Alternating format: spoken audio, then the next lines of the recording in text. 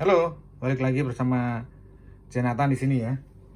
Kali ini aku akan bercerita sedikit mengenai apa namanya pengecasan itu baiknya pakai yang original bawaan handphonenya atau nih, bawaan handphonenya atau beli sendiri ya, atau produk lain gitu ya. Jadi sebenarnya sama aja ya. Kalau misalkan kita beli handphonenya ada chargernya ya nggak apa-apa, lebih baik seperti itu. Tapi kadang yang namanya charger bawaan itu nggak nggak bisa dipandang bagus ya. Biasanya ya seperti ini, lihat perbandingannya ya. Hah? Dibandingkan dengan kita beli produk lain gitu ya. Sekarang itu kita harus dari segi pemakaiannya aja menggunakan dengan baik lah. Karena ada pertanyaan, nanti kalau bukan pakai bawaannya bisa merusak dari baterai handphone itu. Nanti akan aku tunjukin ya baterai handphone saya. Dia hanya berkurang berapa persen aja gitu loh.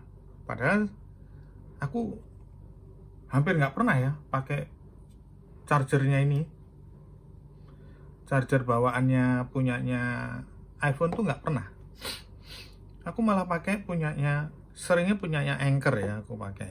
Sering punyanya Anker, dan baik yang pakai yang 20 apa 30 watt atau 65 watt, aku nggak masalah. Dan semuanya baik-baik saja gitu loh. Karena kita harus mengecas itu ada skemanya yang benar gitu. Nah, ini aku kasih tahu ya.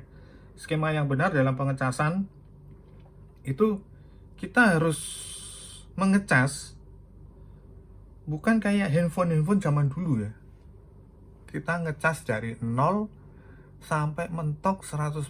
Kalau udah 100% masih didiamin biar kelihatan kesannya mateng gitu. Enggak. Handphone sekarang itu nggak perlu seperti itu gitu. Pengecasan itu istilahnya asal kita memakai brand yang bagus, yang sudah ada konektivitas sama punyanya Apple atau Android, itu merek apa aja tidak masalah. Jadi harus merek-merek yang sudah punya ada nama. Itu yang terpenting gitu loh. Kemudian dalam pengecasan itu kita nggak perlu harus lowbat. Itu tidak disarankan ya. Pemakaian dengan pengecasan dengan sistem lowbat itu tidak disarankan gitu. Yang paling bagus mengecas itu di atas 20, range-nya itu 20-30%. Itu paling bagus untuk kesehatan baterai tersebut. Gitu loh. Ya. Terus dalam pengecasan itu kita nggak perlu full 100% terus habis itu didiamin gitu, nggak perlu. Seperti biasa kalau aku mereview ya, pengecasan itu paling aku 1 jam. 1 jam itu bisa mencapai di atas 90%. Kadang 95-98%. Gitu loh. Itu semua tergantung dari kondisi sinyal daripada handphone itu, karena kita mengecas dengan posisi hidup ya. Jadi internet itu jalan.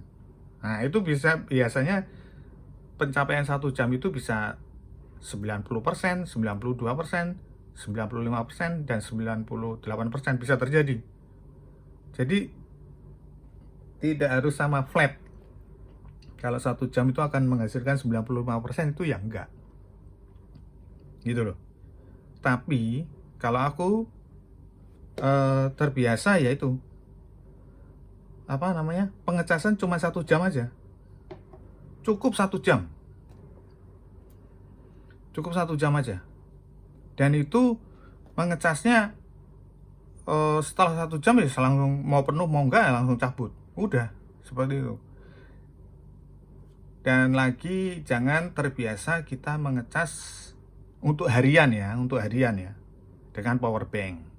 Power bank itu kita gunakan di saat emergensi, istilahnya kita waktu bepergian tidak ada colokan, ya kan? Nah, itu kita pakai power bank. Dan itu sifatnya sekali-sekali, dan tidak juga skemanya tidak lowbat langsung dicas full sampai enggak, jangan. Itu merusak. Gitu loh. Merusak kesehatan baterai. Lebih baik mengecasnya kalau pakai power bank ya misalkan 30%, ya udah setengah jam pengisian cabut. Nggak perlu sampai berjam-jam, jangan. Kasihan baterainya, gitu loh. Selain kasihan baterainya juga menghemat power bank itu, gitu loh. Artinya masih kita bisa gunakan untuk di perjalanan kita selanjutnya, gitu loh. Nah, itu efektifnya penggunaan power bank seperti itu. Sekarang kita tunjukkan ya baterai saya sebentar. Aku tunjukin. Jadi nih, aku kasih tahu kalau baterainya ya. Health baterai mana nih health baterai? Padahal udah aku pakai namanya untuk setiap review aku pakai ini ya. Nah, ini baterainya nih.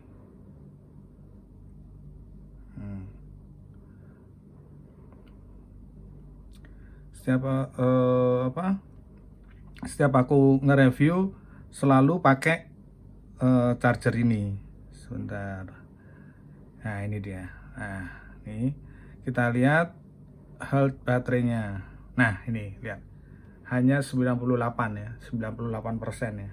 98%. Ini membuktikan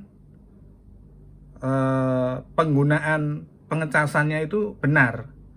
Jadi kita harus mengecas saat di bawah posisi lowbat gitu.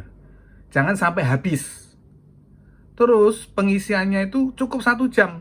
Udah full, enggak full 95%, 90%, cukup 1 jam aja. Dan jangan lupa casingnya itu harus dilepas. Ya. Jadi itu sangat penting. Jadi harus seperti itu. Ini dari pertama awal saya nge-review sampai sekarang hanya 98%. Karena sistem pengecasannya itu yang dijaga. Nah, itu. Jadi biar kalian paham semua, salah satu tekniknya untuk menjaga kesehatan baterai seperti itu. Itu. Nah, untuk berikutnya ini. Dalam pengecasan itu harus kita jaga dari suhu. Terutama kita menggunakan kabel yang benar dan charger yang benar. Nah, itu jadi jelas ya. Jadi selama itu iPhone 11 ya. Jadi selama pemakaian yaitu karena penggunaannya seperti itu, kesehatan baterai itu tidak drop. Gitu ya. Jadi penting kita punya skema pengecasan yang seperti aku ceritakan tadi, itu penting. Bisa membuat sehatnya itu baterai. Gitu loh. Nggak perlu kita mengecas itu sampai overload, itu jangan. Kasihan handphonenya, kasihan baterainya. Kalau baterai itu rusak, ya, biar aku kasih tahu ya, kalau ketika baterai itu rusak, itu akan berpengaruh kepada mesin daripada handphone tersebut. ya. Kadang untuk apa namanya, touch-nya itu jadi nggak lancar. Pasti kalau mamanya baterai rusak itu pengaruhnya banyak ya, pengaruhnya banyak ke mesin. Makanya itu gunakanlah charger yang bermerek. Kalau misalkan handphone itu tidak kayak kalau kayak ini lain ya, ini Android lain. Kalau misalkan ada bawaannya ya pakai aja bawaannya. Tapi yang seperti aku bilang tadi, biasanya bawaannya itu model-model chargernya itu nggak bagus-bagus. Nah, kadang kita juga pengen kita bawa charger satu tapi bisa untuk semua. Nah, contoh kayak ini, bisa untuk langsung, bisa untuk MacBook, bisa untuk iPad, bisa pengecasan bareng bersama-sama. Nah, itu. Jadi belilah charger itu yang memang sudah punya brand nama yang bagus, sehingga handphone kita itu awet seperti punya saya tadi ya. Itu contohnya. Contoh yang rusak juga ada, karena aku pakai sembarangan itu ada.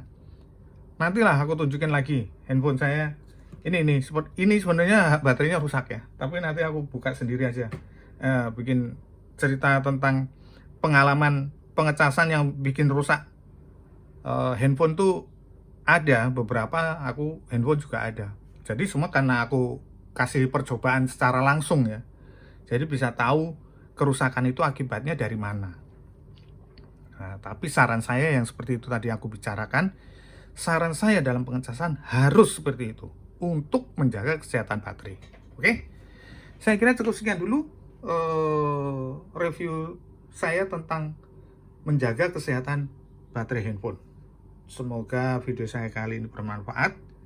Jangan lupa subscribe, like, komen, dan bisa kirim komentar tentang mau review soal charger apa, bisa kirim ke kolom komentar ya. Oke, thank you ya.